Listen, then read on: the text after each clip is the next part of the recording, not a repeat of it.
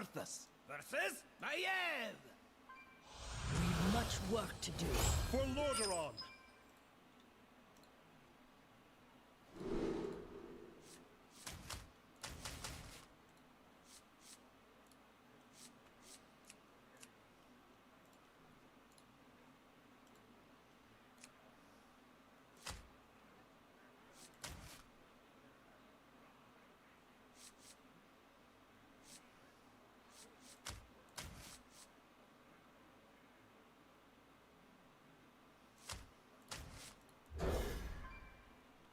Clark, quick question. Why aren't I in the deck building event? Because they're only EU players. If I were to do an event like this, it would be significantly harder to get me over there. I'd be down to do it, but at the same time, I wouldn't be able to do it without like some kind of support. Flights are expensive. And it was only people in the EU that were doing that. So I would argue that's probably the reason. Repent.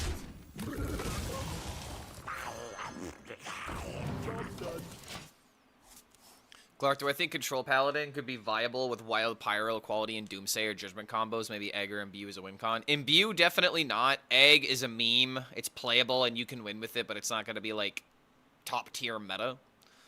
The big problem with Control Paladin is the lack of win conditions. You can clear, but you don't have enough clears in order to stop all the threats that you're going to go up against. And that's kind of why I'm testing out this variant of the deck. It's got more defensive options with, like, Chronological Aura, Spike-Red Steed, Renewing Flames into Ursol for some more sustain. And apparently YouTube really liked the Mill Paladin. So I figured I'd give it another go, since I saw this list this morning. I always try my best to try to look at some deck websites to see like what people are trying, what people are having success with. And this seemed like a really funny idea. How much I pay attention to Hearthstone nowadays. So when's the US deck building event? Dude, I can't even list more than I can't even list 7 other, you know, US-based Hearthstone players that are actively deck building. Okay, so there's me, there's Warshack, Jiminator's Canadian, and just like that, I'm out of ideas. Like, also, this is one thing I love about this deck. It's kind of a counter to Vanessa in some ways.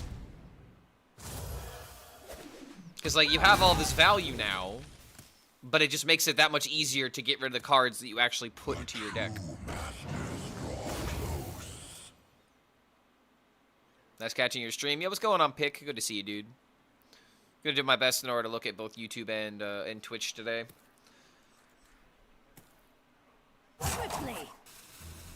How are we on this fine Friday? I'm a little bit tired, but it's a good kind of tired. I had a gig yesterday, and I also was like awake at 7 o'clock in the morning doing a bunch of like video editing and whatnot. And then the reason why yesterday was so exhausting was just because I was playing in 90-degree heat. 2-hour gig in 90-degree heat is just, oh boy, that's a lot of a lot of stuff. Okay, so we'll do this trade first, maybe. Yeah, do this trade first to see if we need to get rid of the equality, which I think the answer is going to be yes. I could also just play the chronological order and take this trade. And then suddenly he's... Again, like, the Vanessa damn near doesn't need to be cleared. And as long as I draw into Which path to a Pyro or a Consecration, I can kind of fight back against this.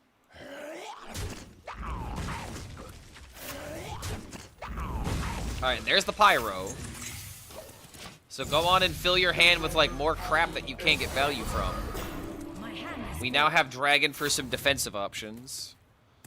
And then next turn we can go, like, Wild Pyro, Equality into Doomsayer. We could do something on turn 7, and then we have Ursol Renewing Flames on turn 8. Careful, careful. Ah! Ah! Rude! Wait, no! That ruins my pyro equality play.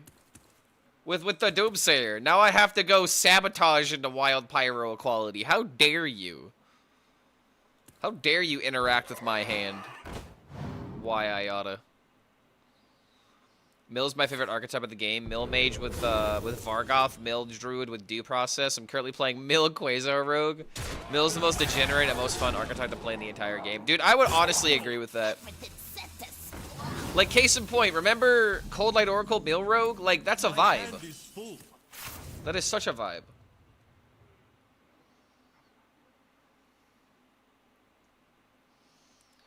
You know, there could be an alternate line here. Just play the... Again, dude, the Vanessa not being cleared, I feel like is so good for me right now. I just turned everything into one attack, trade this into here. But then he just trades the Vanessa away. Okay, so that doesn't really make any sense. I don't know, dude. Is this really worth using equality for?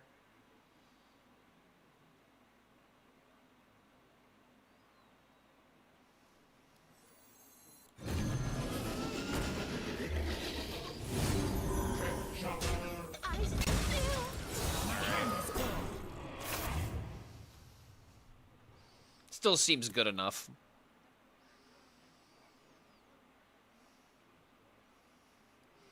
Still have this annoying sabotage in my hand.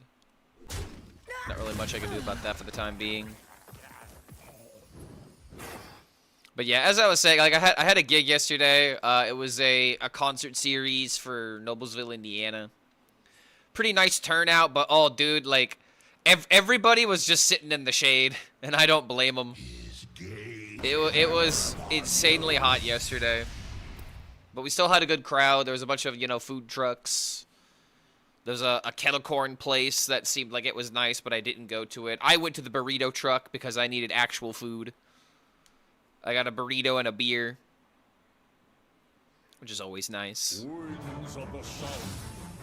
Alright, finally playing some cards. Giving it Rush and Wind Fury? Oh, that's cool.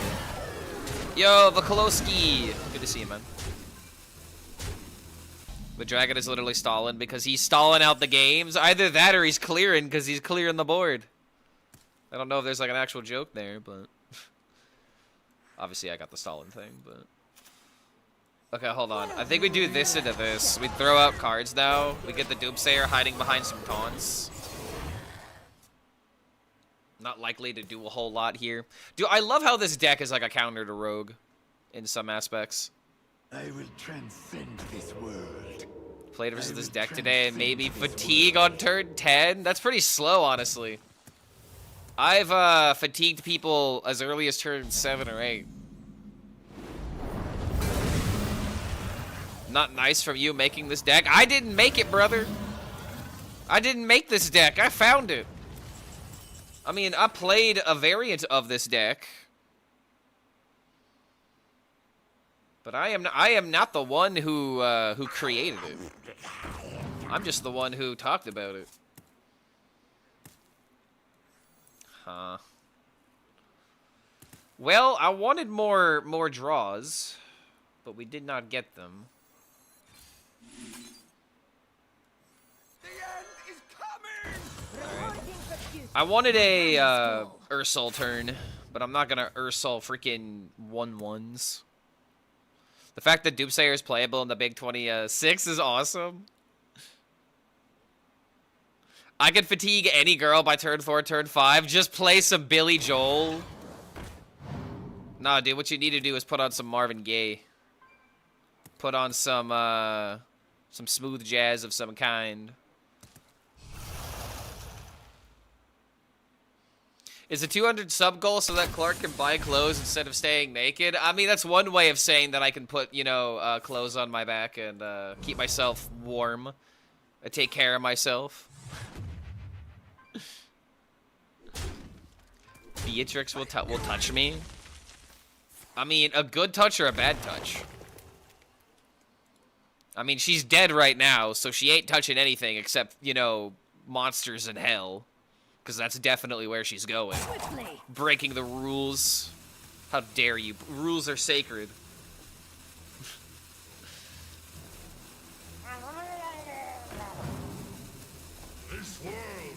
Mega Wind Fury. Wow. Nutty. Okay, so do I value the draw? This is the lowest attack, right? So if I cleared these, then it's still going here and here. Is this just the time to get the Aerosol down on the field? I think it might be.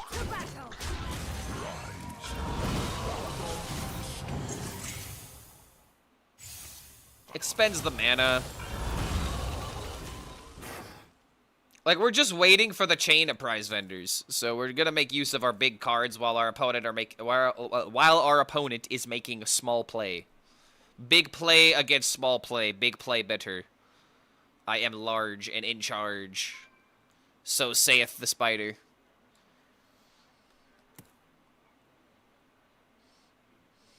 Don't get me wrong, I like watching you play this deck. I don't like facing it. Yeah, that's how it goes. Draco Rex. Random 6/6 with Divine Shield. Well, that's one way to clear a board. And dare be a prize vendor. And another one.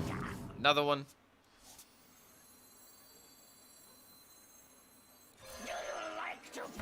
So the 6/6 dies to the aura.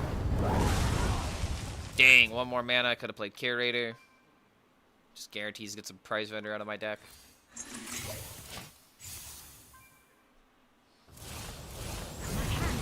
Dude, Mill Paladin has massive aura. And that's why we're calling this Big Daddy Mill Pally.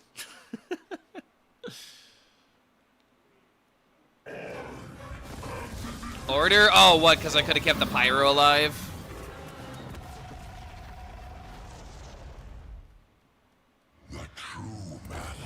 Could have played Aura before the Equality to kill the Divine Shield minion. No, I think what we should have done is just Equality, Pyro, and then play the Aura, because then the minion still dies and we keep the Pyro. Wait, what? On the first roll? On the first roll. Okay, well, suddenly I need Equality again, but then again I do have this. I can just turn everything into one attack. So never mind, we're not under threat. I'm almost out of cards. We are not under duress. Not yet.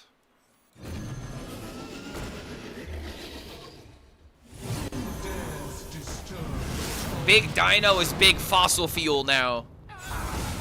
We're going to extract your bones and use them to power our cars.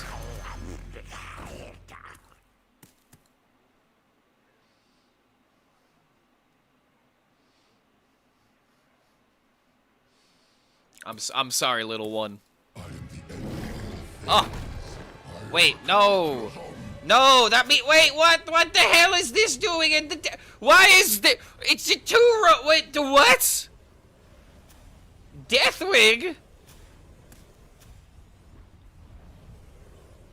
Oh, he actually does run all the Herald cards. Never mind. Okay, well, shit. This is still unexpected. I am quite tired. I am not focusing on what my opponent is doing 100%. Maybe like a solid, like, you know, 80% maybe, if I'm being gracious. But wait a minute. He only got 2 Cataclysms, right? So he has to shuffle the 5 if he doesn't want to die. I don't think this is going to be enough, honestly. Yo, Curtis Drums. Love the name, man. I'm a drummer myself. Good to see you on YouTube, man. If you're tired, you should just wake up. Guys, he figured it out. He knows the secret sauce now. Also, what the hell? My opponent just disconnected? Or something? Umbra win the game? Oh, wait, hold on a minute. He's just dead. Wait, no, he's not, because I don't have the second aura. Okay, hold on. The menagerie is for Well, guests only. the menagerie is for guests only. And there be the Umbra.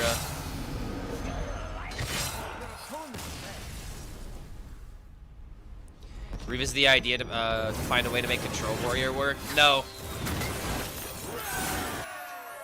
The only way to play Control Warrior is to play Egg. That's the fact.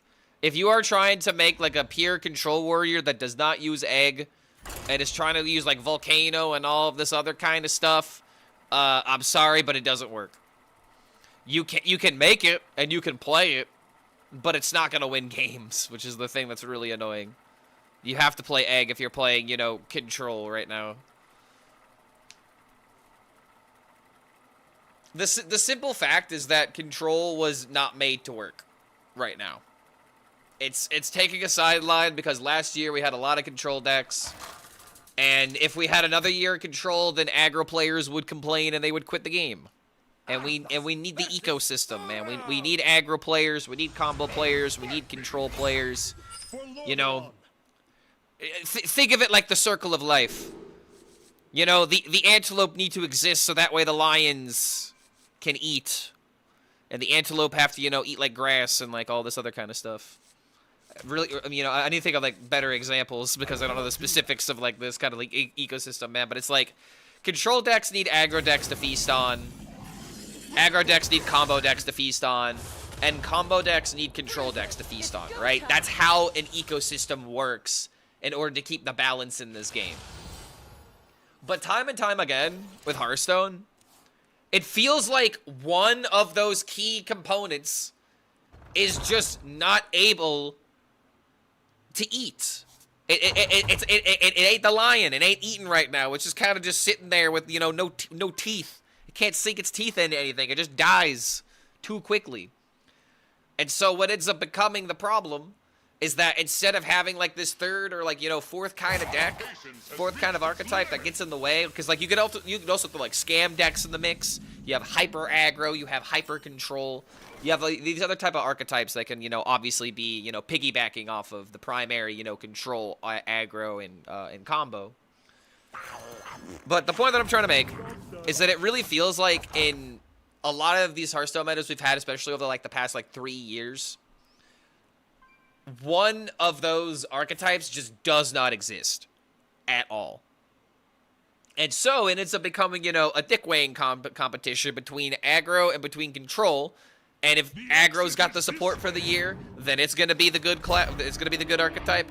And then if control has good tools, kind of like what they did with like Arcanite Defense Crystal, then yeah, of course control is gonna dominate.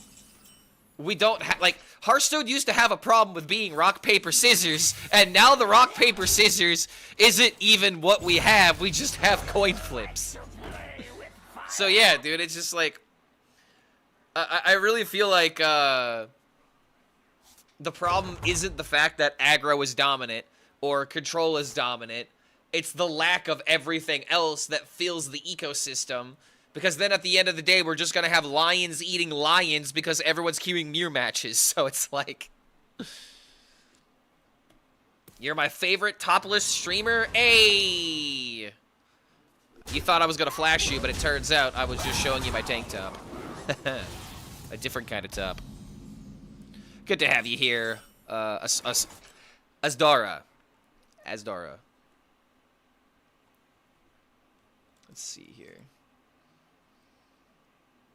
I could play the Doomsayer, but is the Doomsayer going to get value? Am I going to try Z today? This is the only deck that I have planned for today. What would Uther I had a very exhausting day yesterday. Not exhausting as in bad, but just I did a lot of things yesterday. I kind of need a day to just kind of veg out and chill. So we're just going to play a deck that I enjoy. And if I get annoyed, I'll probably switch to some Elden Ring. We'll have to see. I'm kind of just vibing right now. But we fight. Thanks to your hair, I guess the stream would still be legit even when topless. See,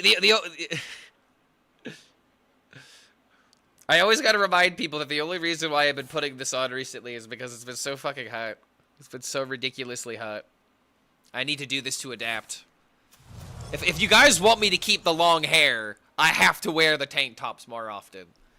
Because when I wear a black shirt and then I have this long, you know, hair that absorbs heat and keeps heat within itself very easily, it's just, you know, and then suddenly I'm sitting in this, you know, this black chair as well that also absorbs heat. Suddenly this entire, you know, stream setup just starts cooking me like an oven. What is the army minion, dear sir? Wait, army minion? Are you talking about this guy right here, the hard light protector? I don't know what you mean by army minion. I never miss my long hair less than as soon as it gets a little. See, like, long hair is great until it starts getting in the way of things. Like, case in point, one thing that legitimately made me chop off my hair the first time I did it, like, about 3 or 4 years ago, it was because one day I woke up, I tried to get out of bed, and my back, like, I literally had jerked my head back because my hair was still, like, underneath, like, one part of my body that I hadn't gotten up yet. So it's, like, it was, like, literally a turtle moment where I got up and then, like, immediately fell back. And I was like, all right, I'm getting this shit cut. I was giga annoyed.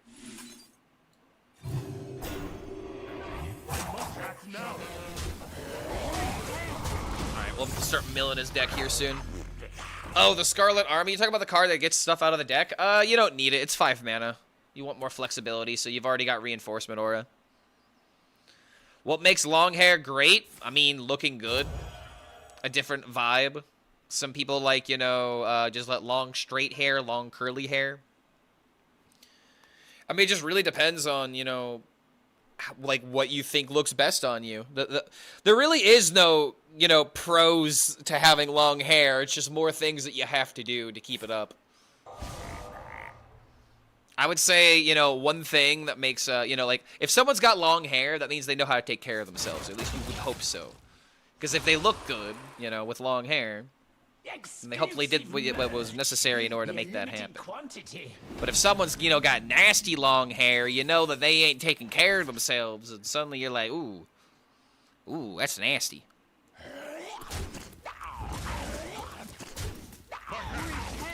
Curly hair is life on hard mode.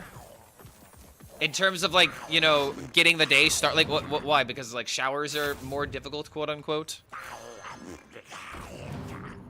More time to take care of yourself? What specifically about it makes it difficult? My hand is full. Why is this guy helping me win in 50? I have no idea. I'm not paying attention to what my opponent is doing. He's quite literally playing cards, and I'm just looking at my hand being like, okay, what can I do? We'll do this. Goodbye. We'll do this. Goodbye. And then we'll do this so we don't mill, and then we do this. Goodbye. And then we'll play Beatrix just to spend mana. You played 130 games of Mug Shaman? So we're rank 1 legend now, right?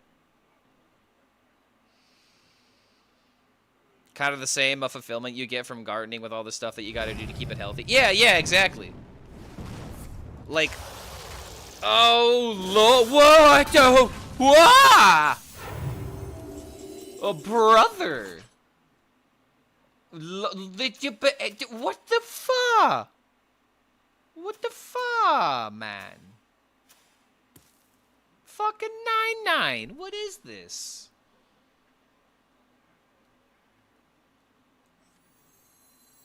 What would Uther do? So that summons a fire elemental, so that'd be 10 damage on the field if I do the combo. And then suddenly he's gonna hit me with another Ascendance, though. What would Uther do?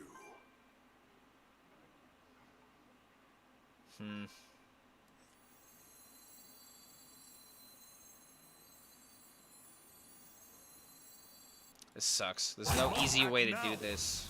So you know what I'm gonna do?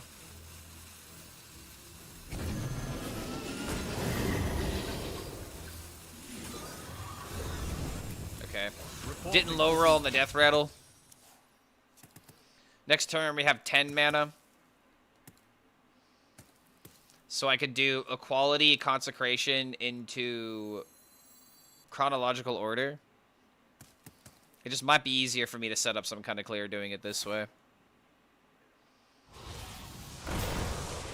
Okay, no Reborn, no Divine Shield. That's good.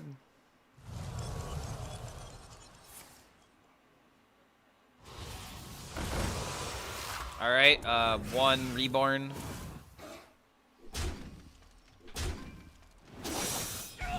Damn.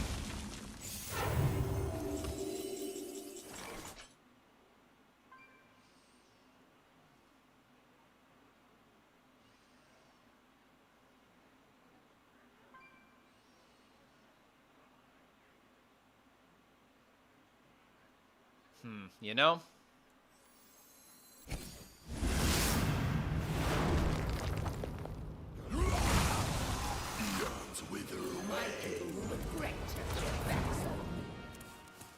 We're just gonna do this in order to get rid of his deck. My hand is full. Don't care about milling my cards, I just care about getting rid of his. My hand is full. He's not threatening me yet.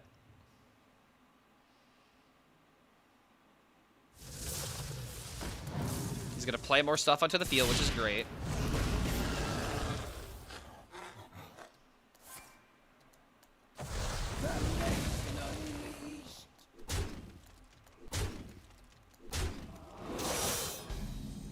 Alright, top deck Pyro, and I have a perfect counterplay. Oh wait, that's right, I'm milling a card, wait. Okay, I was about to say a quality Pyro into Renewing Flames would have been great. But instead, I can...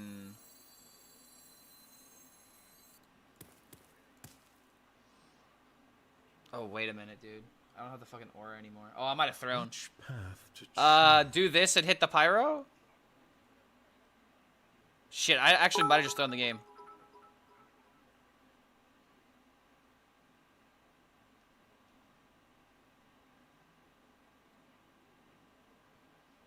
We could equality into Renewing Flames. Which path to choose?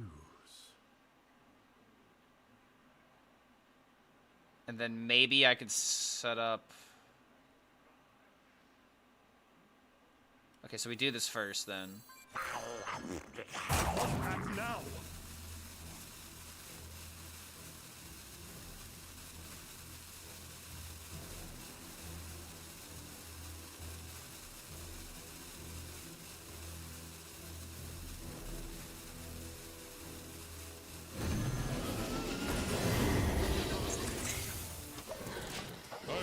Fuck. I think I just threw. I let these minions stick. It was all because I didn't kill the fucking 4-8. If I would have killed the 4-8, this wouldn't have been as big of an issue.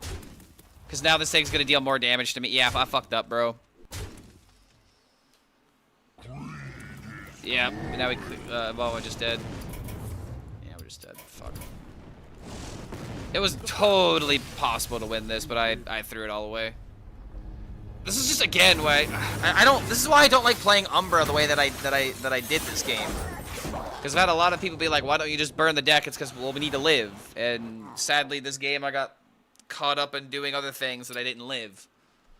So I'm gonna chalk that up to user error, which is exactly what needs to happen more with losses. There needs to be more, you know, possibility for people to screw things up. Instead of everything just being so freaking black and white. Oh, it's turn 1. Yes, let me play my best turn 1. Oh, it's turn 2. Let me just play 2 1-drops.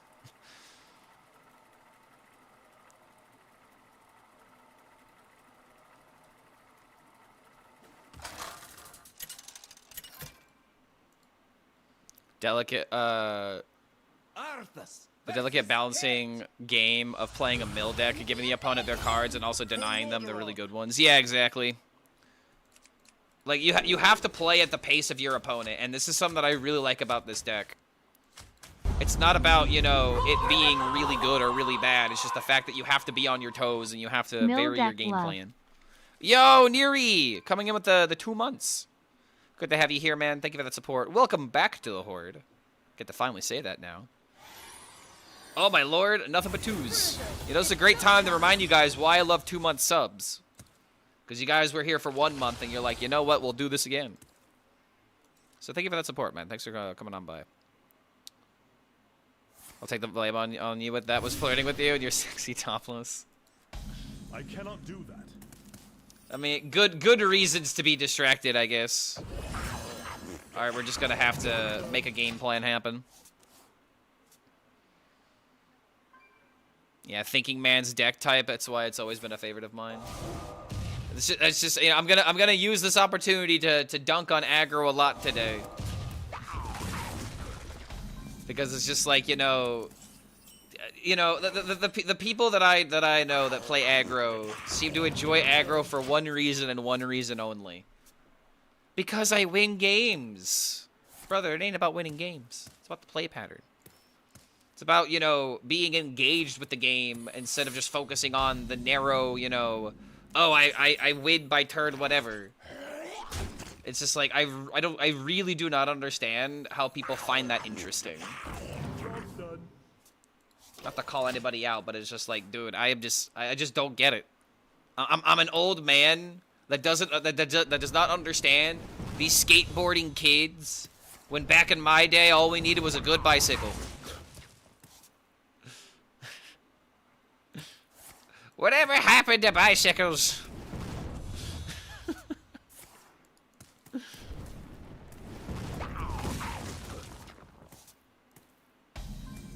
Not taking the card draw. My hand is full.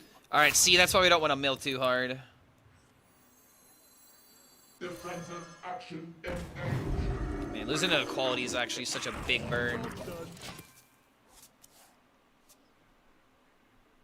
Also hilarious when you run into someone running a mill deck, you get a mirror match, then you two get to assert dominance to show who is the master.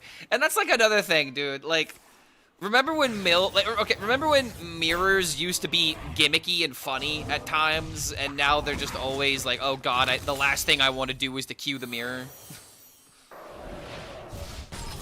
Please, anything but the mirror. My hand is full. Both equalities? What the fuck, dude? I mean, now we gotta kill him. I get what, dude? Really? Really? Fucking how? All right, I guess we're just not gonna need it then. Taste of my own medicine, dude. This is not how we're gonna win the game, sir. I mean, I guess if he's playing 6-6, that's caught right here, it would make sense. There's one 6-6. My hand is full. Man, imagine if I had a card called Equality right now. Would be pretty damn useful. Who dares disturb? Still have no idea what the secret is. Alright, so if I get Renewing Flames, I've got this into this. This might be a fine time just to play the Umbra because he's getting close to death. And he's still pulling cards out of the deck, which means I think he's trying to pull Kalik here.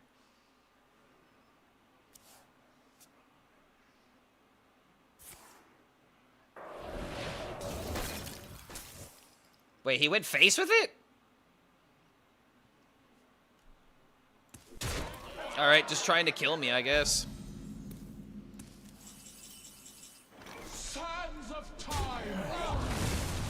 My hand is full. Alright, I want the next card. Those first two cards, they weren't good enough for me. Curator, damn. Alright, Kalik gone. Running out of cards. How do you mulligan with this deck? It's very simple. If you are in a matchup... okay. So it's like, generally speaking, you're always going to keep Prize Vendor, and you're always going to keep Acceleration Aura. If you're against Hunter, you can maybe just, maybe keep like a Righteous Protector, but generally speaking, you're just trying to draw cards and then get to a point where you always have something in hand. My hand is full. Okay,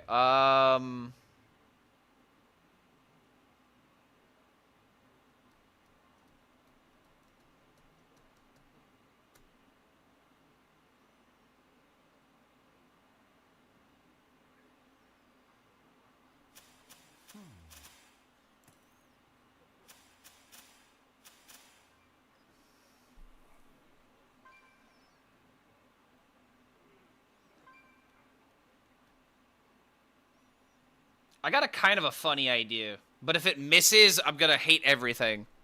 The Titans. But I'm still gonna do it. Please don't let me down. Please just hit my minion. Do not take the 25% and give it to my opponent. Thank you very much, Ursel. Thank you, Ursel.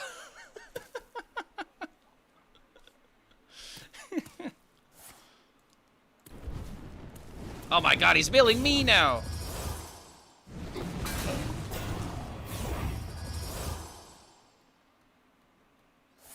Oh my god, does he actually have a way of dealing with it? No?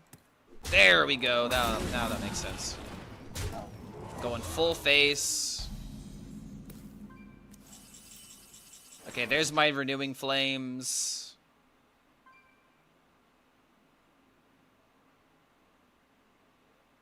The Titan's puppets.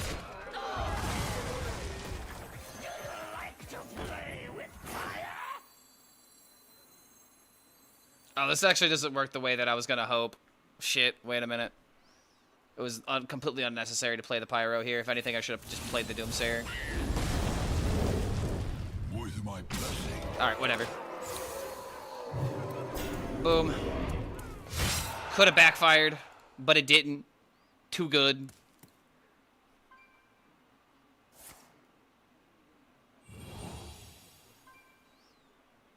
Yeah, that was a ballsy play. That's all I do is ballsy plays YouTube. Do I think Demon Hunter Baruxagar is still viable right now? But Demon Hunter is in the worst spot it's been in a while. It's in a very bad spot. Demon Hunter is not really worth playing right now in terms of win rate. Playground Pressure Plate.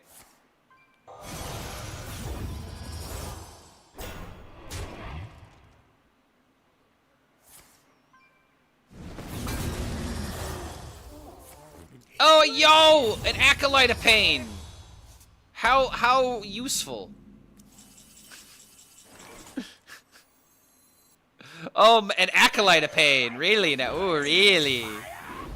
Oh, I think I might, you know, take advantage of that. These wonderful opportunities we have. You're making a big splash here.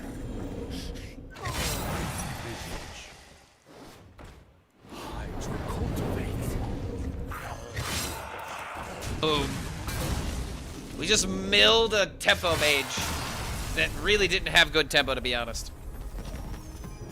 Yeah, I don't know, dude. Jailhouse Mana Storm in this deck doesn't really make sense. Jailhouse Mana Storm is like such a funny, like such a good, a fun ability, not a good ability, and that's kind of the problem that I have with it. It's like, dude, I really don't want to spend 5 mana on it. Big boom.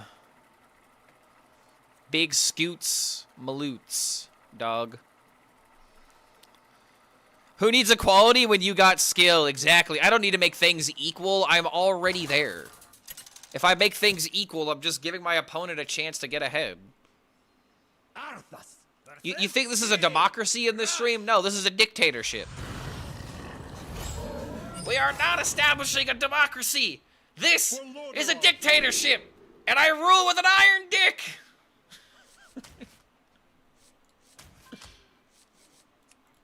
I cannot do that. Every now and again, you got to reference some Aqua Team Hunger Force. Bruiser, it's go time. Yeah, I love Mana Storm, but a little rough for the mill. Yeah, the mill bro seems to be losing his identity. But we fight. Not everyone knows, but Jailhouse Mana Storm got jailed after he got caught for being a 2-mana 4/4 after Call to Orbs.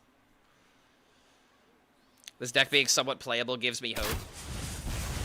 Well, you're about to realize the real reason we can't play this deck, because if we can't beat Face Hunter, then that's the real problem this deck usually faces.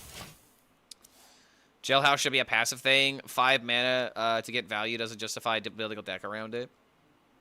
I mean, I feel like the only reason we're saying that is because we're looking at cards like Hogger. You know, we're looking at the start. We're looking at Commander Beatrix. We're looking at these start of game effects, and we're naturally asking ourselves the question: what if Jailhouse Mana Storm was a start of game effect?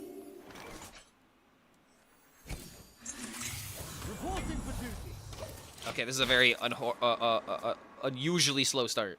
Horribly slow start.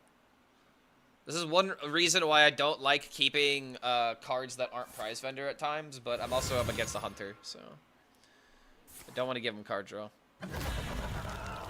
Mage lose armor? What armor does Mage even have right now? I don't know. What if it was that? What if you gained armor as well as summon a minion? That might be a little too much. Nice idea, though.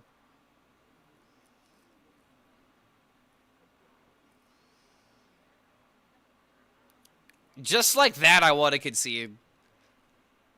Dude. Why does Hunter get to utilize this card in such a disgustingly effective way? And Demon Hunter can't even run this in their deck.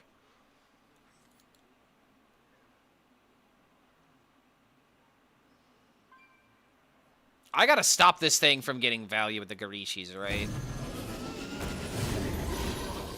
Annoying, but it must be done.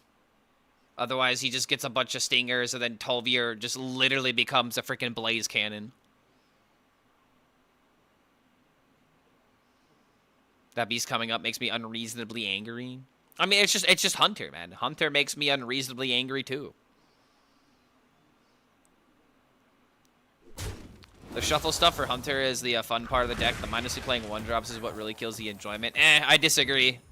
The shuffle cards into the deck, like Arcane Tripwire, dumb fucking card. I hate this card. The random beast, sure, I can see how that's fun. But this card is just quite literally deal 15 for 3. Hunter has, like, if Hunter didn't have as much card draw, I wouldn't care about this card. But Hunter now has the card draw to where this just feels like 3 mana deal 15. Why? Oh man, I hate Hunter. Alright, here we go. Something to do. Like, dude, I am literally a mill paladin, and he is drawing without my help. Oh, well, there's a Earthrower. What if Confront the Tolvier said 1 mana, cards deal 1 more damage instead? Give everything +1 spell damage. Your sources of damage now increase by 1.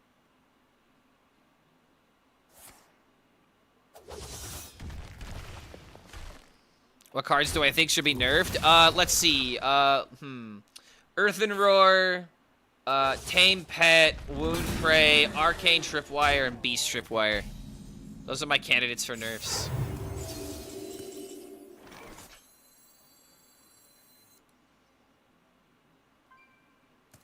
God, I don't want to give him card draw, but I have to, dude. It's my entire game plan.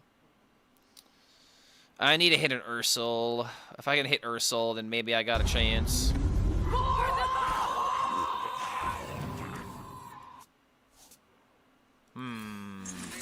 Alright, hold the phone. No! Not that one, that's the worst too! Pell coming in with the 17!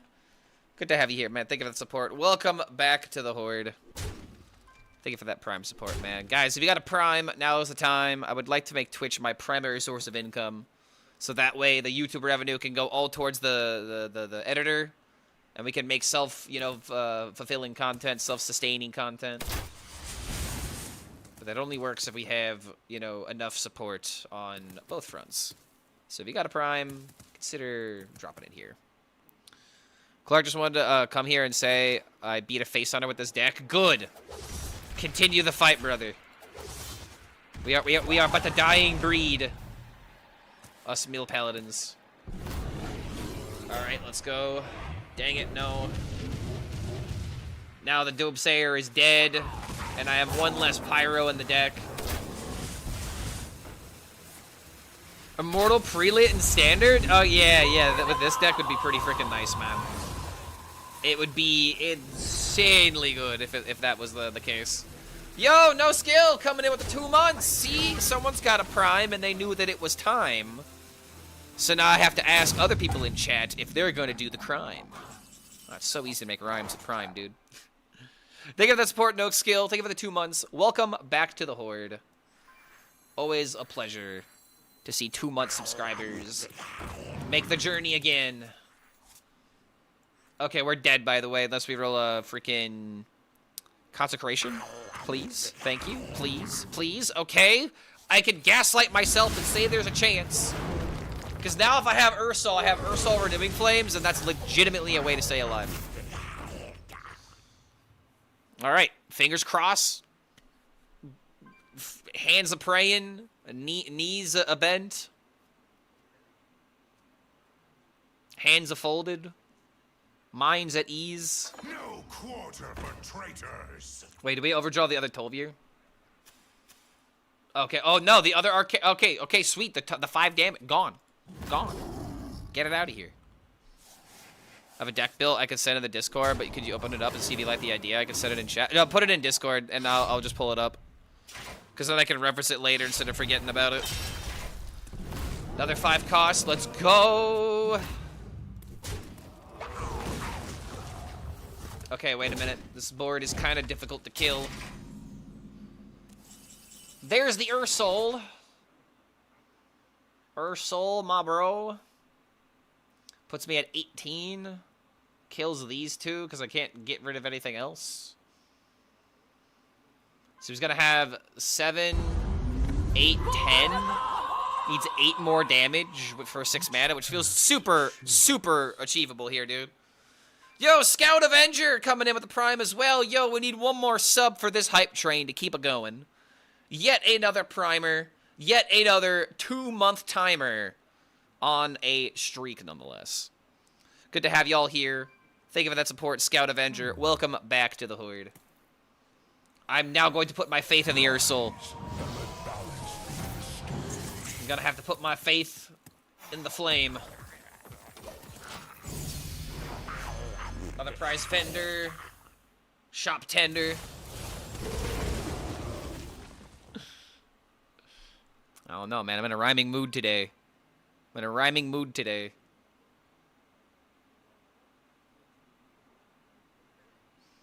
Clark, I'm about to find out if you can fall through the basement. Legend. The 7th level of Hell Legend. Dude, so this reminds me of a time when I played Hearthstone in high school. Because that was when this game first came out for me, was when I was in high school.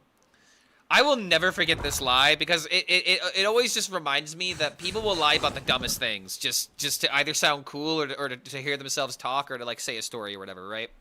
Sisters, I literally had a friend that was a meticulous liar, and he would always lie about the dumbest things, where it's like, dude, we can literally prove this right now that this is not true, right? We only got a minute and a half left of this hype train, by the way, so if you got a Prime, now is most certainly the time. But as I was saying, my friend was like a big liar in high school, and he played a lot of Hearthstone, and he would always like try to bait me with these really weird ideas of these really like gimmicky decks at times, which is always, you know, funny, so I could look at them and take a look at what he was thinking and cooking. But there was one time where he quite literally said, "Guys, I hit Legend." But then I went on such a bad losing streak that and this is back when rank 25 was a thing. And then I fell all the way back down to rank 25. And he was like trying to like seriously say to us that this is something that he did. And I had to call bullshit on that because that's not true. Turbo called him out for it, being like, "Bro, what are you saying? What are you doing? This is not how these things go down." Also, hold on a minute, dude. Wait, we're winning this game. What up, Clark? Oh my god, we're beating Face Hunter, dude! And we got the next freaking thing of the hype, dude! He's dead! King of the Underbit, dead! I want Face Hunter dead! I want him and his family dead! I want him and his pets and his animal companions dead! I want him and his sisters and his freaking Sylvanas dead! I want all of his tripwires and his shuffle from bullshit dead! I want him dead, alright? I want him gone from the earth. Kill him. Now. Leave the game. I want him in game. Yeah, in all of that in game, by the way. Unstoppable coming in with the 11 months, man. Thank you for that support. Good to have you here, man. Thank you for the level 2 hype train. The 2s are everywhere. Can't stop, won't stop. Addicted to the shindig. Drop bombs. Fatigue is gonna win big. Wait. No. Wait, no. No. No. No. No, no, no, no, no. I can't let him draw. Okay, Renewing Flames ends the game and wins. Oh my god. What? Why isn't he put? Why aren't you pushing button?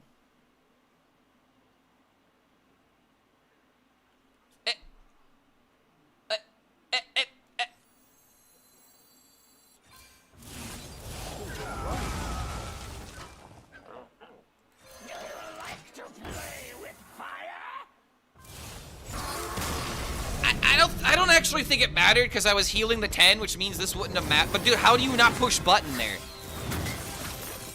I think he knew. I think he just knew that it wasn't possible. I don't know. It's either that or he just gave up. I don't know. Freaking what the hell? Yeah, smooth braid, smooth braid. I don't know what else to say. He was too thrown back, and he was just like completely in shock and awe looking at the Mill Paladin win the game. Not gonna lie, dude. Ursol Renewing Flames legitimately mattered there. I had literally willed the Ursol into existence. Didn't matter if he summoned Rat or not. Yeah, but Rat just means that he could have gone for Briar Spawn. And there's that worry. I don't know, dude. I look at that Rat and I just roll my eyes because I'm like, oh, this is clearly going to be a mid-range, maybe Control Hunter type of card. We can get like a Murazond or something, but no, we're just going straight for the game into Briar Spawn. This is another reason I despise Face Hunter. Everything you believe is going to be utilized as like, oh, but hunters can flexibly use this tool because remember the quest. Oh, we had the hunter quest line. Oh, it was a beautiful quest line. It was a very simple strategy. All you had to do was play the quest line, which you had automatically added into your hand. It was very, very good stuff. Very, very, very nice. And then you could choose to hero power a minion, right? You have deal 2. Why not use that for a minion? Ha! Oh, so classy. So elegant, you know, oh, we could play Control Hunter. And then suddenly the freaking combo OTK, it's only going face, because we get to refresh the hero power at Hunter decks came out, and then that idea was never entertained ever again. Because why would you do that? That's dumb, that's stupid, play the good thing, you know, like... This is what drives me crazy about this class, man. Every single time you think something is going to be utilized in like a slower, control-y way, it's always used as an aggressive tool. Top end for an aggro deck, for example. The only Hunter card which hasn't done this was Deathstalker Rexar. Because you could technically play that in an AoE deck, I guess. Or you could play that as an AoE in like a face deck back in the day, but that's not what happened. Not at all what happened. Yo, Crucicle coming in with the 43! Triumph, look of triumph, look of triumph, look of Yo, triumph, dude. look of triumph. Thank you for the hype train contribution. We got 20 seconds left, guys. If you have any time, any primes, now most certainly is that time. But, bro, I'm glad to see that you are back home. Crucicle was traveling for work not too long ago. Big boy in a big company, making big boy bucks. Love to see the support, man. Thank you for the 43. One of my big dogs, IRL bros right there.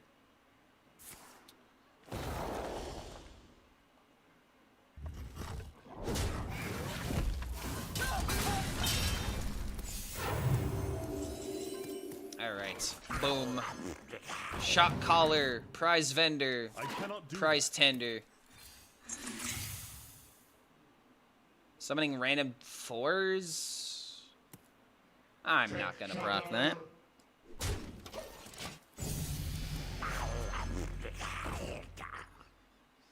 I was the last opponent, came in after and heard you trashing me. Thanks, bro. Don't take it personally, mate. You play Face Hunter, I'm gonna talk about Face Hunter because it's a way to, you know, talk about the game and, you know, keep the conversation going. Don't take it personally, it's not about you. It's about the Hunter. I despise the Hunter. Absolutely despise everything the Hunter stands for. It's all in good fun, all in good comedy. I do not like the Hunter, and it's just it's a way to keep me streaming this game. Like I said, man, just don't take it personally. GG's though, man. I'm glad that we could somehow make this deck work. And I do need to somehow beat Face Hunters with it. Okay, we need... I don't want to equality this board away.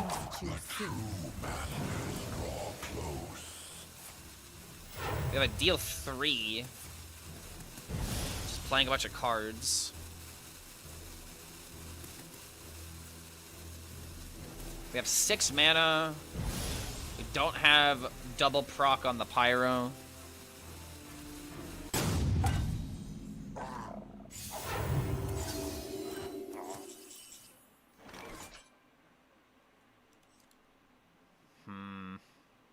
This into this, just to get cards out of hand. We pull out a prize vendor, hopefully, which will help us cycle the deck a bit more, but then suddenly Pyro could also get pulled, and that would not be great, but I really don't have a good response to this. Doing nothing is going to be bad. So we'll do this.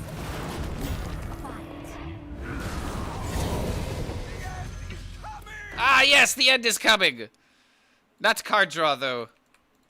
Maybe next time I get some card draw. At least a Gamagan is seeing play. That card is cool, at least. I mean, it was already low-key seeing play. It's just... It's not seeing play in Warlock. Divergence Warlock can't... Like, dude... okay, you know what? I'm gonna make a suggestion. Tell me if I'm off my rocker. Alright, but what if we did this instead? What if Divergence was 4 mana? I said it. What if we made Divergence 4 mana? Would that be too crazy? Is that madness? If we made Divergence 4 mana, I could at least play that card on 4 mana and then play my 10-drop by turn 5, which is probably the reason why they're scared of it. Probably for sure, 100% the reason why they're scared of it. I remember this place well.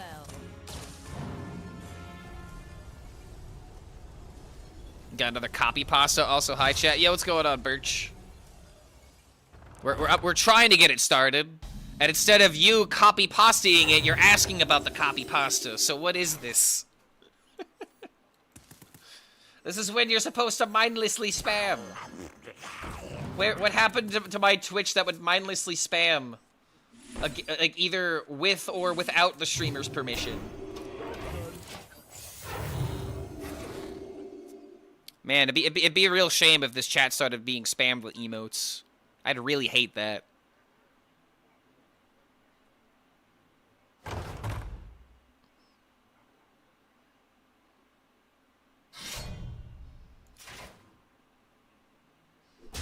Yes, give Clark energy. I need to see emotes in this chat. Stop playing Hearthstone. This meta legit too unfun. That's your decision to make. If you think it is too fun, then definitely don't play. I would say you just gotta be realistic with what you want. That's always what I've said. If Face Hunter is the best deck of the game, then you can't play a deck that's bad against Face Hunter. It's the sad truth. And I hate that it's the truth. But what am I gonna do? Deny the truth? Let's see, I could mill a card. I really want to play the Aura just to get something out of the deck, but I really don't have that many prize vendors left. I really need to get the value from these cards. Yeah, here we go, classic. My hand is too full. Yeah. My hand is Get too that out of full. hand. Give me that Ursol, please. Yeah, what are you gonna do, Gabagoo?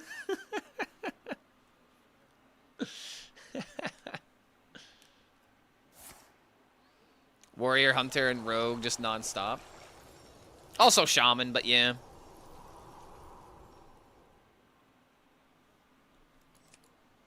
I'm fine with the Shaman, I'm fine with the Rogue, I'm tired of Dragon Warrior, and we already know my opinion on Hunter. That's just kind of, you know, my 2 cents, but yeah.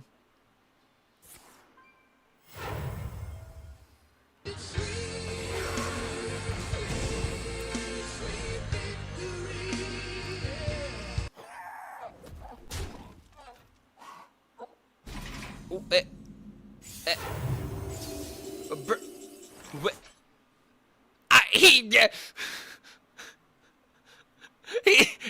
wants more. He literally wants more.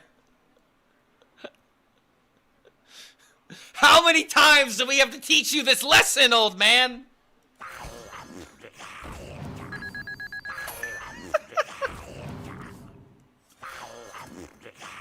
Am I being baited by this? Because remember, if he plays the other one, and now I have the Umbra, GG, bro. Like, if you play the other one, you're gonna you're gonna get milled, and then you're gonna die. It's over, right? Like, this game is just done. Right?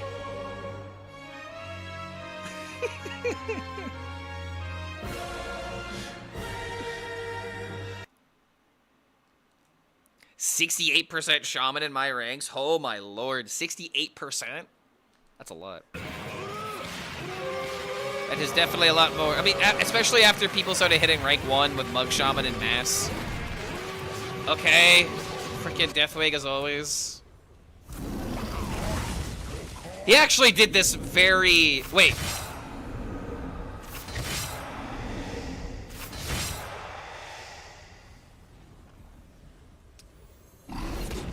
Brother, this Wait a guy minute. stinks! Wait a minute. This might be a problem. I have to deal with the board at hand. And I kinda can't.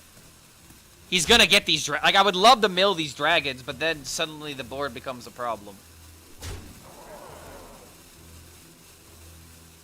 And I don't have an aura. My hand is full.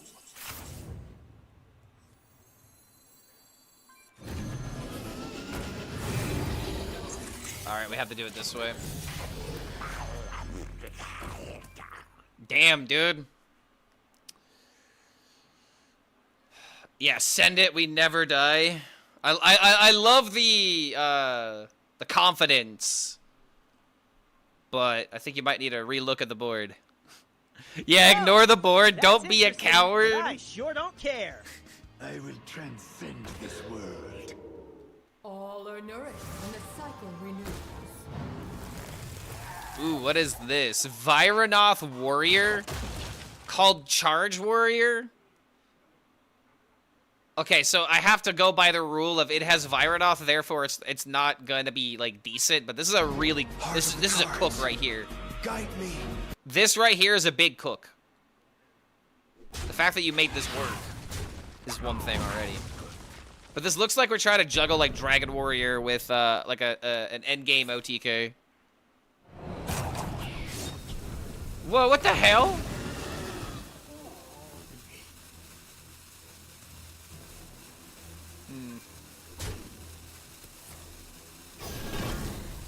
I have a Pyro left in the deck that's gonna get taken over. And now suddenly, I'm... Wait. My hand is full.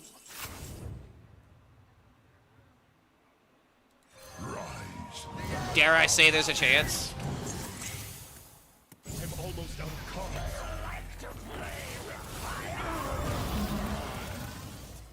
My cards are depleted. There's no fucking way, dude. Like, I can't win this. Like, he just has too much meat.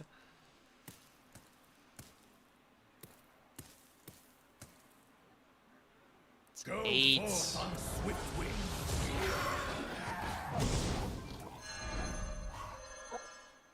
Why would you give me the Pyromancer?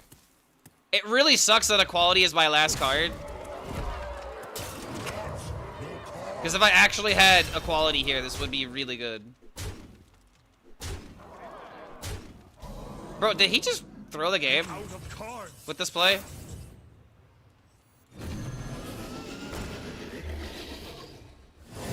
Who dares disturb the sunways?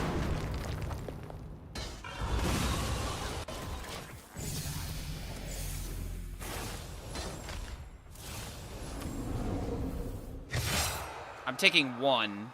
He's taking 4. I could tie it worst case scenario. My brood will inherit this world. Oh no. From the Deathwing! From the Deathwing! From the Deathwing! From the Deathwing!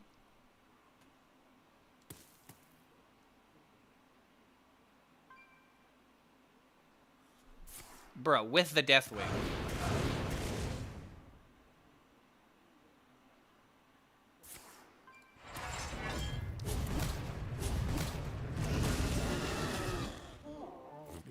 I'll save the future. I will in the past. Oh, he doesn't draw? I thought that would still draw the cards, even though...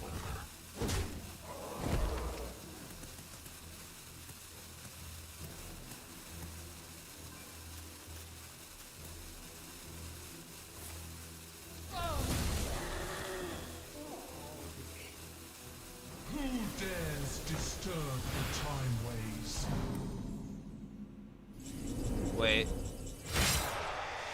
I could Pyro into this. It hits this and it hits one of these, and then the Pyro kills this. The second Ursol activates, healing me for 20. I'm at 5, so that's essentially 25.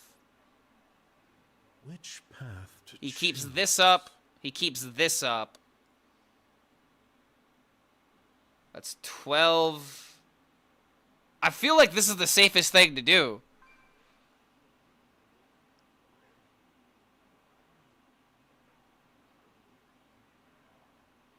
What would Uther do? I would love to throw out the other Ursol here, but then it's not cleanly getting rid of my problems.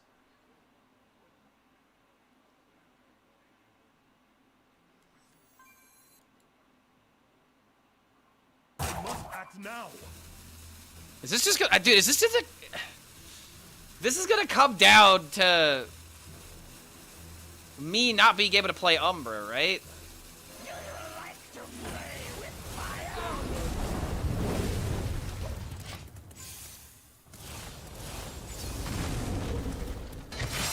Like, I still have to just tie the game with the Umbra. Like, I can't get around that.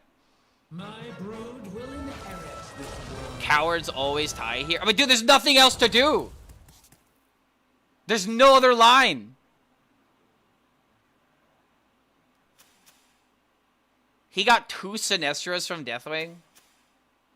And he milled one of the cards. Remember that.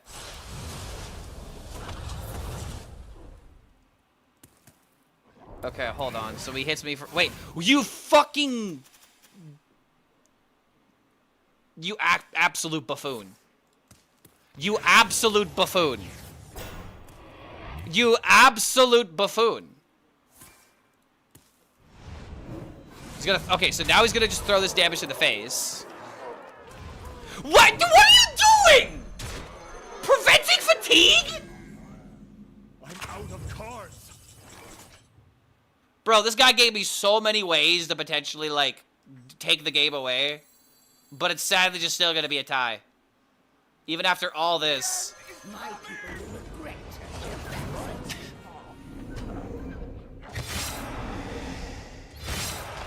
I don't know, dude.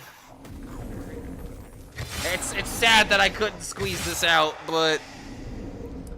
I swear, dude, the thing that's, like, consistently been turning these games around is when I go up against a rogue that runs Deathwing. Like, Deathwing is, like, the... I can't beat Deathwing consistently. But this guy did everything in his power to try and throw the game, but he got double Sinestra bailed out, dude. That's so dumb.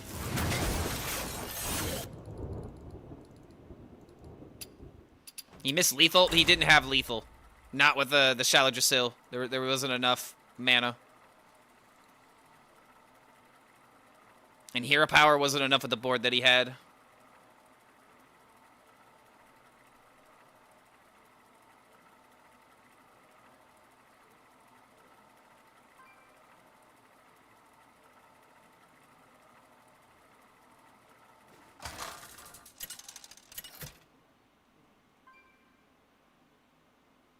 Arthas versus Anduin. Light makes right. For Lordaeron.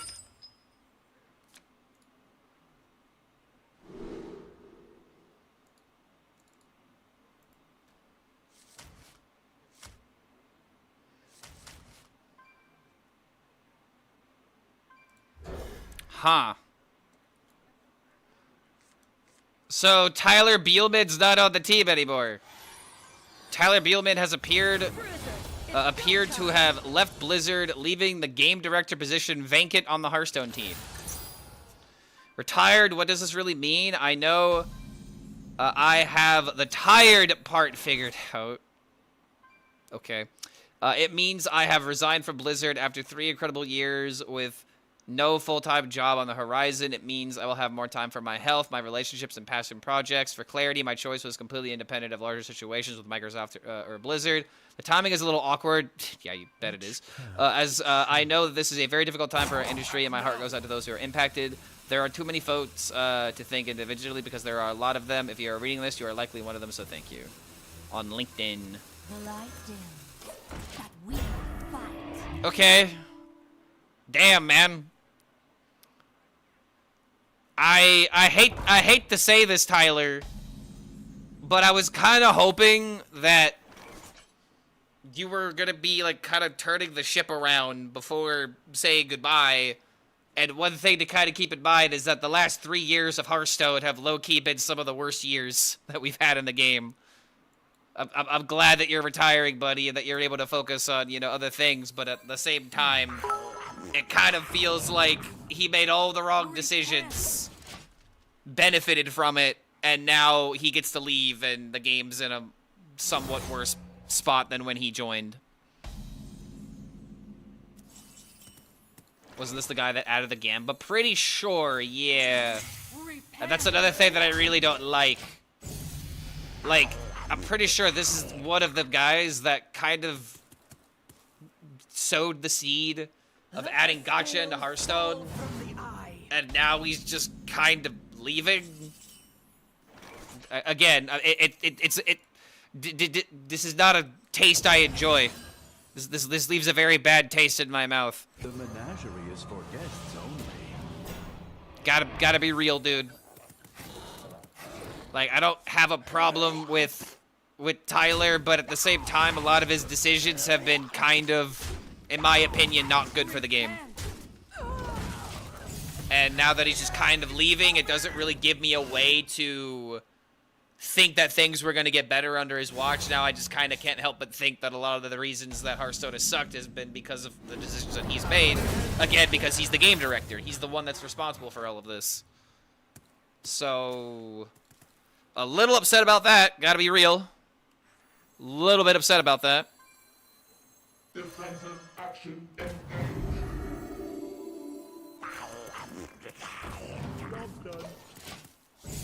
Yeah, he did damage, is now dipping. Kind of how it feels, not gonna lie.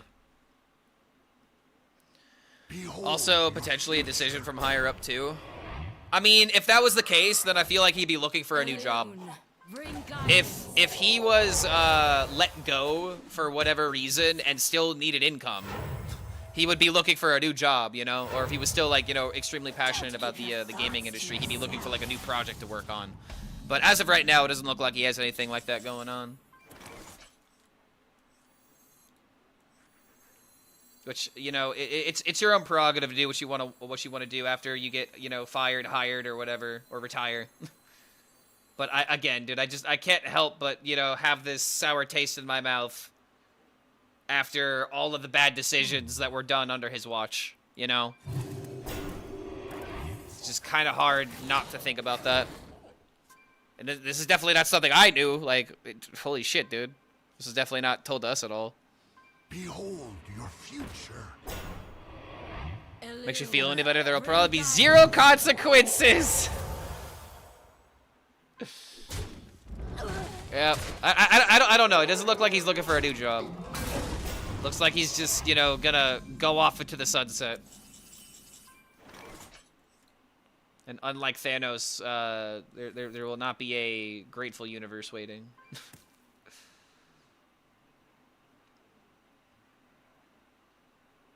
Yo, what's going on, Max? Good to see you, dude. What would Uther do?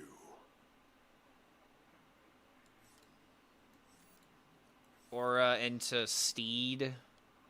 Just keep making things awkward. Kind of important that I try to, like, break things down a bit here.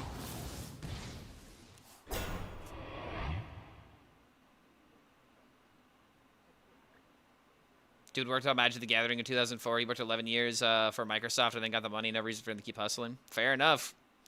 If he's got that dog in him, he's got that dog in him. Just doesn't seem like he has any other project he's working on.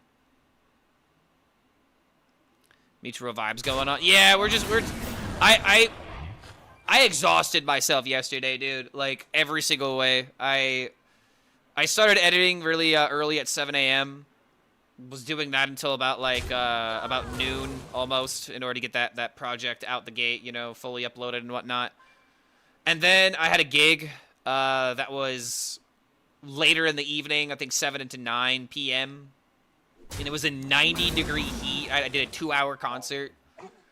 And just after that show, I was just spent. I woke up this morning and I damn near just almost went back to bed. It was a good day. I'm not like saying this like complaining, but like I am tired. I woke up this morning and it's just like I don't want to do anything, but we gotta do something, you know. All right, finally I can get rid of the board cleanly.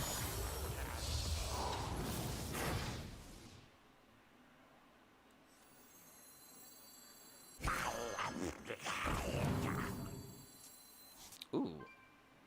I could save the pyro now.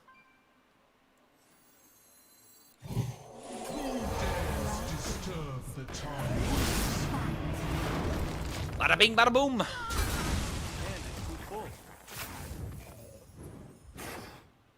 Doing well with Raw and stuff now, catching up slowly. I'll have to look back at the VODs. I was looking at some of the clips I was talking about yesterday, and I just don't like the clips, man.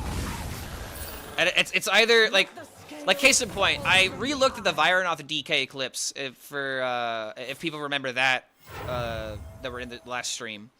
I was playing Vironoth DK, and apparently my Egg Warrior opponent had made a really dumb play, which allowed me to win the game, and I didn't realize it in the moment because I just realized that I had lethal as Vironoth DK.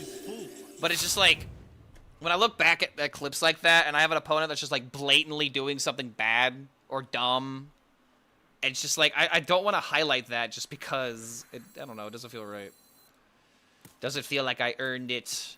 Not showing what the deck can really do, just, you know, how people are dumb against it or something. I don't know. I might be looking too deep into it, but when I was looking at the clips, I just did not like what I was seeing. So I decided to can it. Remember that word, high quality. We're trying to get more high quality Hearthstone content. But at the same time, what's that phrase about perfection? Perfection is the enemy of something like that.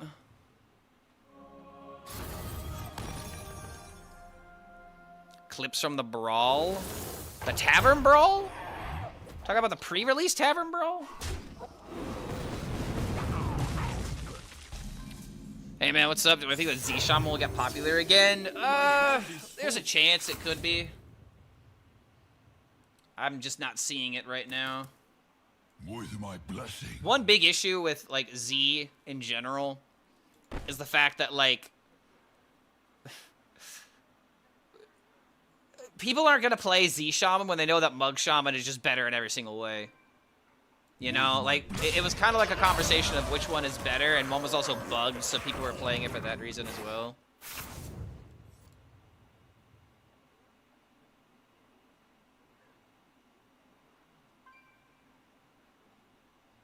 But Z-Shaman is kind of just like, it's a very narrow deck in terms of like, it has one direction. It does that direction well.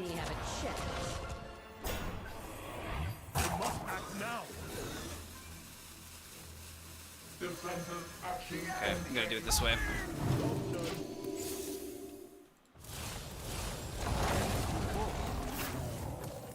I'm not gonna lie, dude. Freaking Ursa over Doing Flames is giving this deck so much sustain. Minions that transform into spells for Z-Shaman, but then it won't have the mana discounts.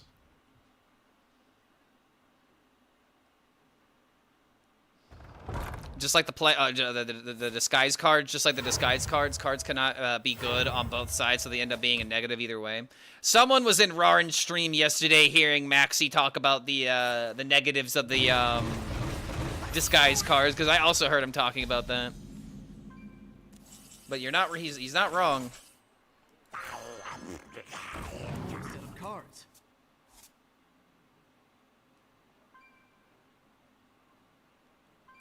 Start talking.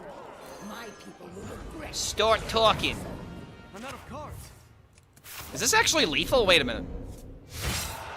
The extra 10? Nah, it's not. It's getting there, but it's not quite lethal. Cards.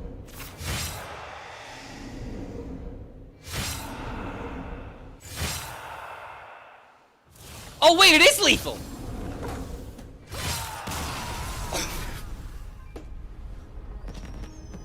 Hey! Ayo! I think he was about to combo me because he had freaking location on the field, so 0 amount of weapon into, you know, button flash shields would have been GG. Let's freaking go, dude. Earth's still renewing flames.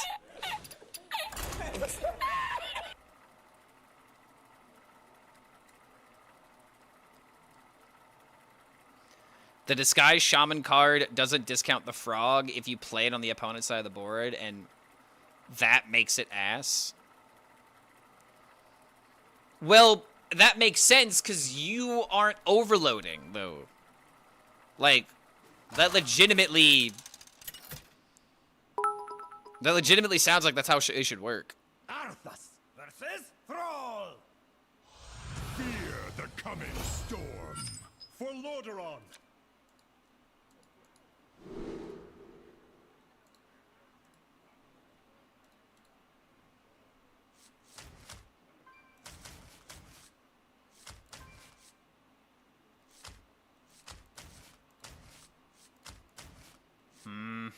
I cannot do that. Guess we just gotta draw some cards. Haven't started the reinforced aura in Mulligan yet.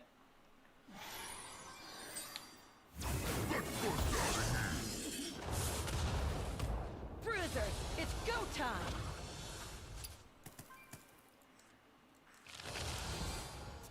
Another mug deck.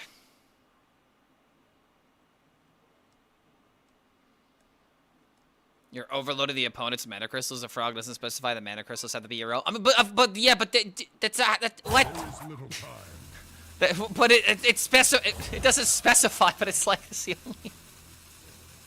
Okay, sure, I see your point, but at the same time, it's understood that it's only gonna work if you overload yourself. I don't know. I get that argument to a degree, but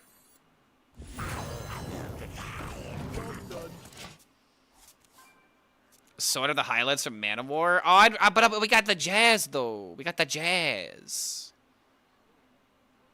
It's like a completely different vibe, and I wanna listen to my jazzy vibes. There's a reason I didn't put on my playlist today. You know, my usual playlist. I am feeling very. I need the jazz to unwind. I don't have enough mana. It is not that I want the jazz, but the jazz wants me. The end is coming. All right, we're gonna see if he has that deal 4 card or not. Ursula Flames actually give me PTSD with Anachronos. It was so fucked, especially with Urside Mullets. I'll handle this. Oh wait, now he just has 1/1s. Dang it. Mug Shaman doing Mug Shaman things. I knew it.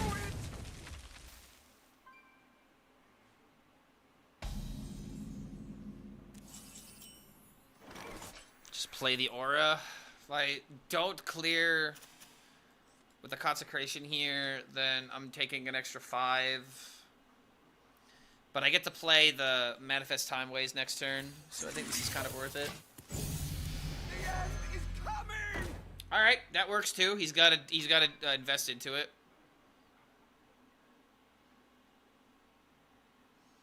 I'm a metal guy, but Jazz is too great. Dude, here's the thing about Jazz. anyone that likes good music loves jazz. Jazz is literally usually played by the best musicians. Because in order to play jazz correctly, you have to practice the hell out of it. You have to learn several, you know, several scales and techniques. It is just something that always needs more time in order for you to get better at it, right? Jazz is just one of those things to where the more of it you find, the better it becomes. Cheers, Clark. I want this deck to work so bad. Up the irons, M. Yo, Flaps coming in with the 2 months, man. A lot of 2 months today. Let's go, dude. I definitely want this deck to work so bad, too. We're currently 5-1 with it. I would say it's got a decent chance of being good. The higher you climb, though, the harder it's going to be to win with it, I would say. Could you climb to Legend with this deck? Now, that's the real hard thing. The music that's written is usually hard to say. And that's another thing, man. Like, reading jazz music is also not easy. Like, it's just one of the hardest genres to play. And naturally, if people are going to play it, you have to be really good at the instrument. So it's just, you know... Stuff like this is not necessarily that complicated to make. Oh, really? But there are some jazz that is just like, oh my lord, dude.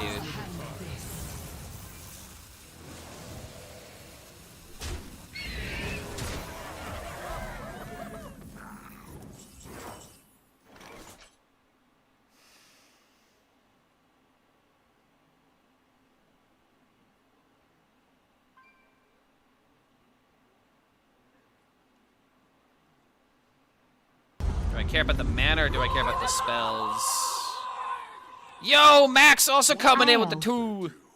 Lots of 2s today. That's like, I think that's like literally the 4th 2 month subscribe. What were we doing last month? It was TC, wasn't it? Yeah, it was Theorycraft. Ah, you know, that actually makes sense. A lot of people found us on Theorycraft and now they're sticking around. That's good news. That's very good news to know. All right, so I'm gonna do this just to spend the mana. I was just debating on whether or not I play the Pyro if I play the Consecration.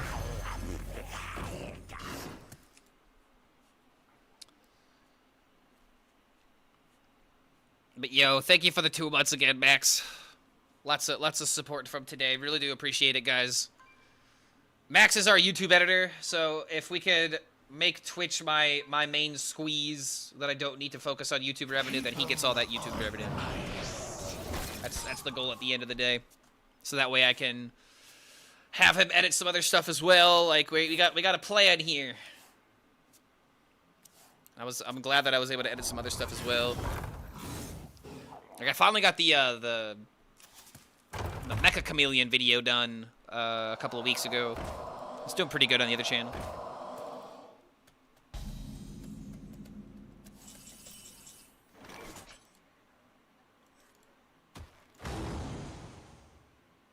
This into this, and then play this.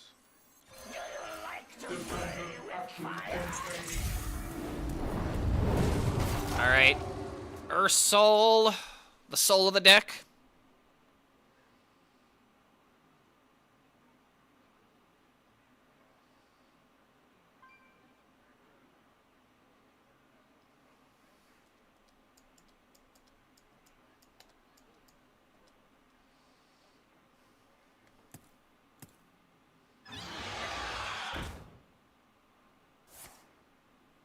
Oh, wait, does that work? That does. Oh, dude, wait, no, that's broken. Wait, no, that's broken. Stop him right now. What do you do? Hit your own minion with.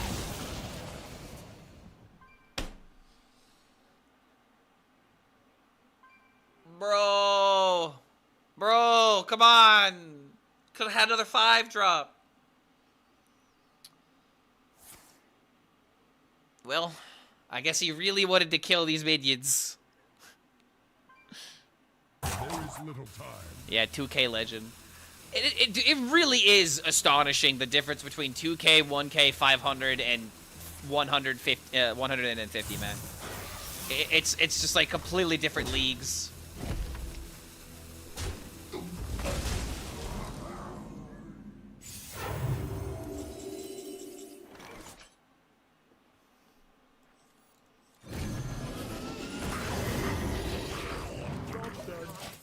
Oh man, Mug Shaman is damn near unbeatable with the, I can't beat this deck. Reinforcement Aura is just draw 3. With it 2 times, and Curator already has draw 9, so Deathwing allows the opponent to win the fatigue, so Rogue, I'd recommend not to play the Aura at all. I mean, that's true, but at the same time, how many Rogues are actually playing Deathwing? This is the thing about, like, it's important to tech your deck against the meta, but there are some things you are just not going to be able to beat. And usually, if they have a Deathwing, you just decide to take that L, right? There are not a lot of people that are playing Herald. A couple of 2 Rogue players are decided to put in Deathwing, but it's not that good of a card.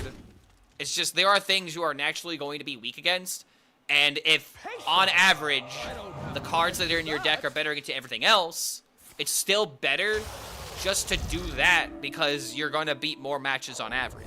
Also, oh my god, Ascendant's broken. Okay, yeah, GG. Mug Shaman legitimately might just be an auto-concede. I don't know, dude. When this deck pops up, it's like, I can't beat it.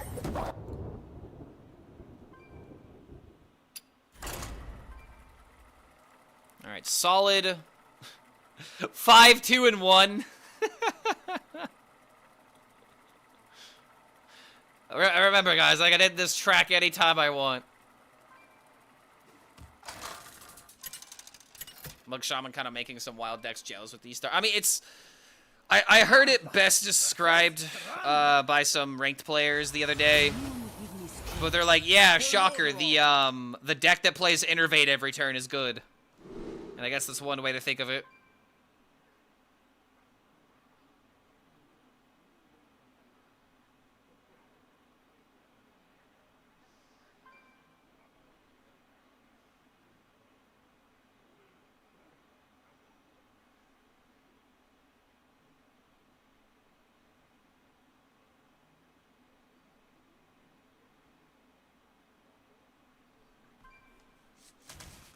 Okay, keep one of them, but we definitely want to keep the Aura. I guess the Priest? Wait a minute, why is it telling me that I don't want to keep Prize Vendor against Priest?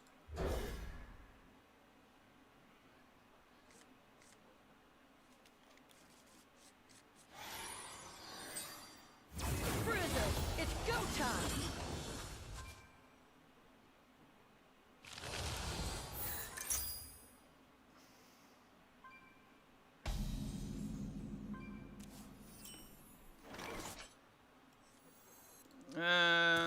We don't need to give him card draw, but tempo is tempo. What do I think we'll be getting balance patches? When is next Tuesday? Because next Tuesday is 2 weeks after the expansion launch. That's usually when this kind of stuff happens. I would say it's either going to be Tuesday, Wednesday, or Thursday.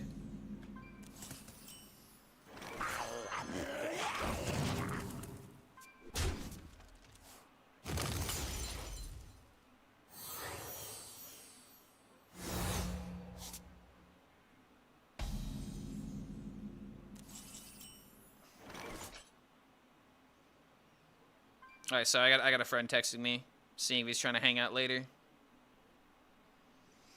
I got some buddies. You know, I guess this is a good segue, guys. I got a project that I want to announce. It's a fun little fundraising project. I'm thinking about making some custom merch. Ooh yeah, ooh, yeah, that's right, that's right. Custom merch. I am going to be I'm not outsourcing this to another company. I am literally going to be making my own shirts.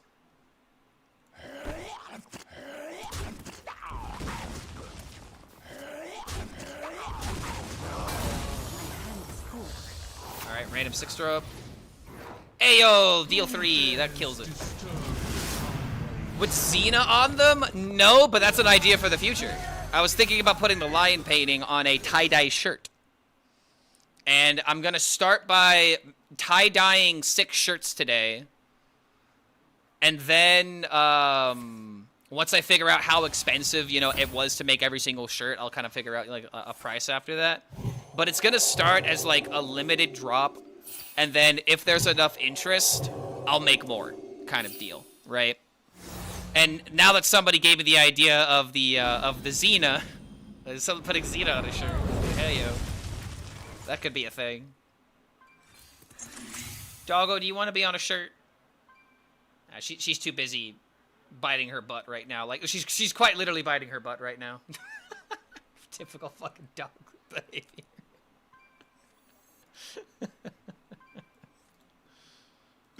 She doesn't even know what we're talking about. She's too concerned with her own business. Can we add prize vendor emote? Is there a prize vendor emote? Yeah, can't spell funds without fun. The dancing ogre should be there somewhere. So the dancing ogre is technically Warcraft property. I'm not allowed to put that on like a commercial product that I would sell, which is why I haven't been able to like make like my own custom Hearthstone merch, you know, because I'm not allowed to use the logo in that kind of fashion. It's just how that kind of stuff always goes. My hand is full.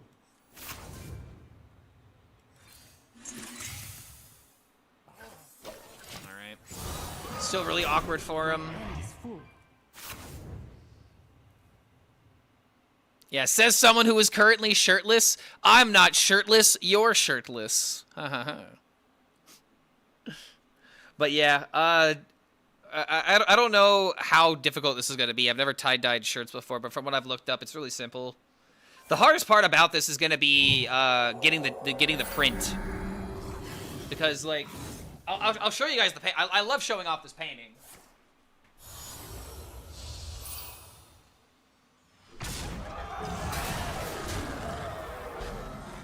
But, like, I had gone with a website to make this into a shirt, like, long ago, and it's been kind of on my YouTube description for a while now, but I'm gonna be real, the shirts are not really that well made, and I have one myself. I've seen them. It's kind of sad that they aren't, like, they really aren't all that.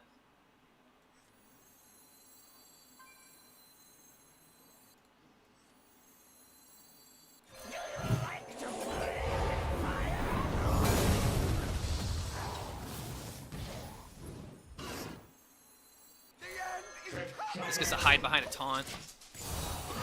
But yeah, I'm gonna figure out how exactly to best put this on the shirt, because like I imagine what's gonna happen is I'm just gonna outline like the white parts and the black outline, and then everything inside is gonna actually be a print on the shirt. So yeah, this is the current idea that I have. Put this on a shirt that'll directly, you know, contribute to helping me sustain myself while I make content. And it's also a fun project, you know, to get me to hang out with my friends, drink some beer, and tie-dye some shirts. So I think it's going to be a net positive.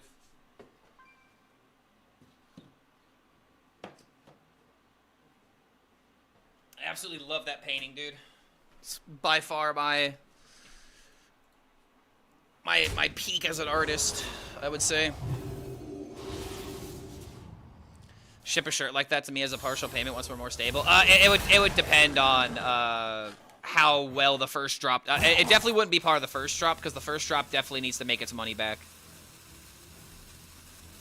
I don't even have an idea on how expensive it's going to be yet, because I need to figure out how expensive it is to actually get the print.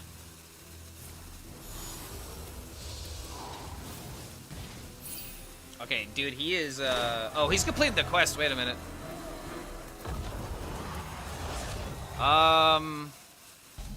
We just need to turbo draw his deck at this point.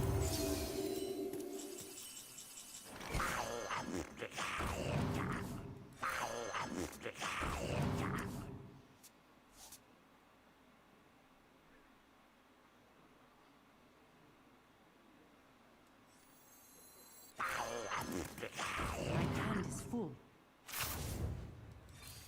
The light dims, but we fight.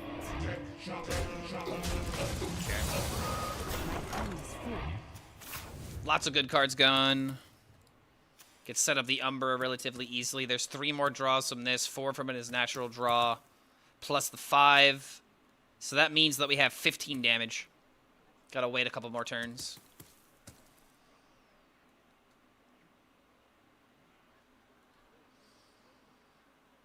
Legally distinct dancing ogre? Oh, make my own? What if I put my own face on the dancing ogre? How about that? What if I just did this dance myself and just looped it?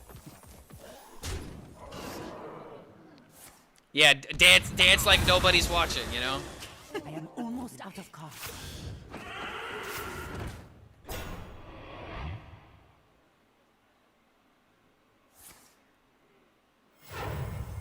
I am out of cards.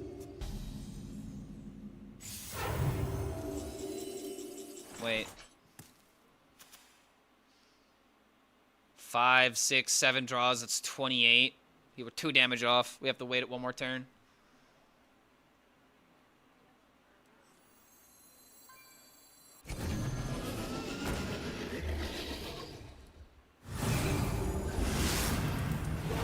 Okay, next turn he's dead.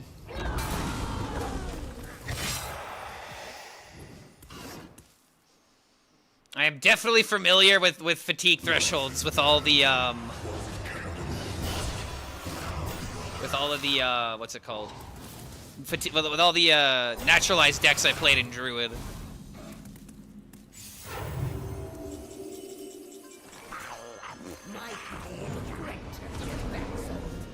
A GG! Also Octazari, true. Also Octazari. I love my fatigue decks, man. My hand is full. This right here is why I can settle with any priest in the game. If the meta is slow enough for priest to exist, you can wiggle around it. You can easily wiggle around it. But when we're in an aggro metagame and everyone's playing, you know, Unga Bunga, what is a man supposed to do? How's a combo player supposed to survive in this world? Clark is a blue player at heart. Oh, blue from Magic the Gathering. I've heard that blue is like everything that everybody hates about control. It's stalling the game. It's winning in bullshit ways. If I remember correctly, black decks also have some mill mechanics, right? Was I a mill rogue player back in the day? Oh yeah. Oh yes, 100%. I legitimately thought when I was a newbie Hearthstone player that Mill Rogue was the best deck in the game if you played it correctly. Arthas versus Talking about cash, just open an OnlyFans. If you notice how many people were thinking you had no shirt and going nuts over it.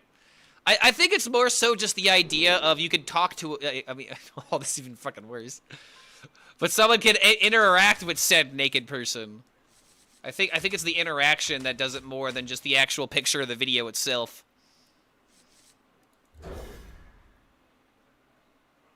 I don't know, dude. I already don't want to run more social media accounts. Now I have to suddenly run an OnlyFans account as well. Times really do be tough. It's go time.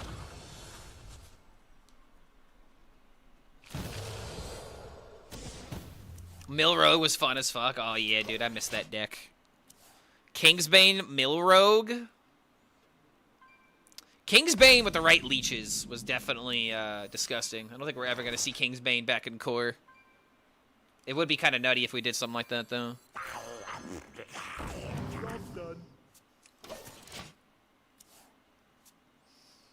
Does Ursul work with Chronological Aura for a bunch of taunts? I mean, you could do that, but why would you do that? It's already an Aura. Like, it's already doing that. You could play Ursul in order to, you know, play Spikeridge Steed. I actually did that in an earlier game, and it wasn't, like, insane, but it was something. Alright, I'm going to keep the tempo, and then I'm going to play this to try and set up for the Curator. Still play Milrogue and Wild. It's a lot of fun. I'm pretty sure the reason why I defend Shadow Step is because when I was a young lad, Shadow Stepping Cold Light Oracle was the most fun thing you could do in the game. Like, I don't know, dude. Shadow Step is a fun card because it allows you to do stuff like that. And that's what I usually think about when I think of Shadow Step. I think of Cold Light Oracles. I think of milling my opponent, getting rid of their cards, and still losing the game anyway. The true masters draw close.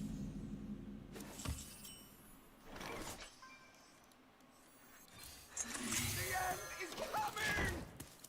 All right, sir. The end is coming. No prep turns, so we're not... Oh, wait, he did prep a Vanessa, potentially. When did he do that? Turn 2? Mind if I roll need? What? Their magic. What? It's 2 rogue with okay, sure.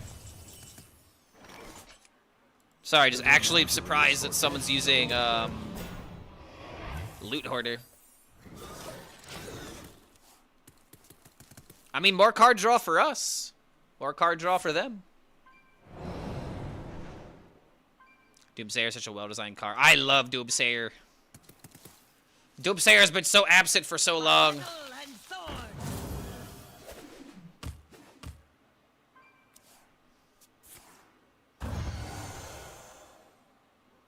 Muzzle their magic.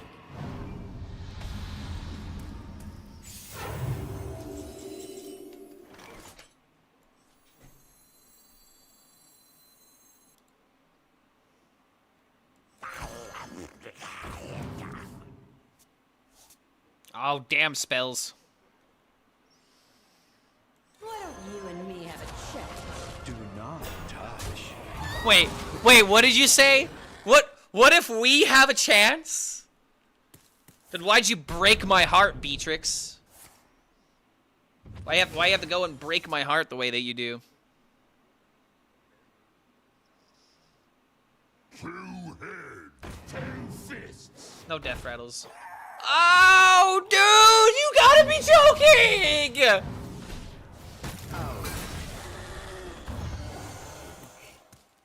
Nobody's gonna know. What? The 4 board slots, he gives me 2 death rattles? Sticks this big chungus malungus on the field? Without even I have to apologize to him. He should be apologizing to me.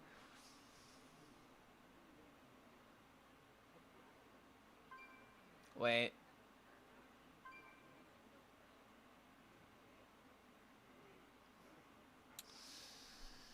Ursul's not quite good enough. Have to choose.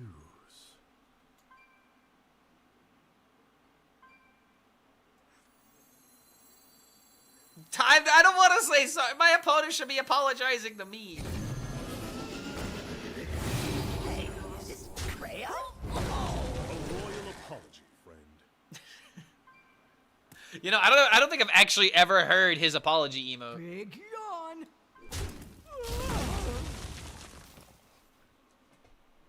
Hey! Okay, sure. Now I really don't care about milling my deck.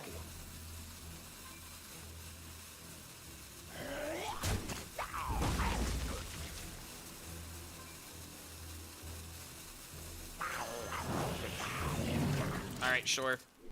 I mean, I still kind of care about milling the Umbra. But I'm definitely not playing the Ashara's Triumph here. Meet here at midnight. I've got a plan.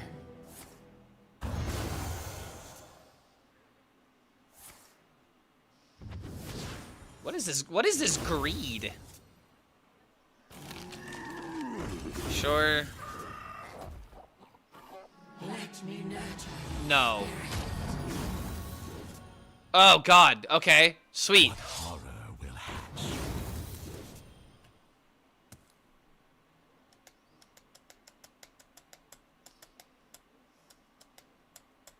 Lunchtime. The weave cannot change. Hey, I got you, friend.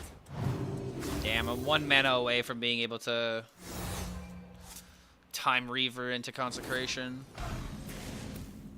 My hand is full. Wait, if I kill the board, the monkey is dead.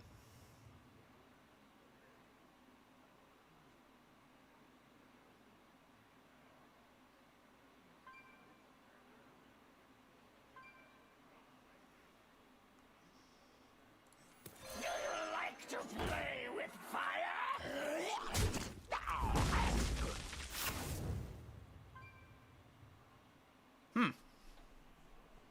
That actually clears everything.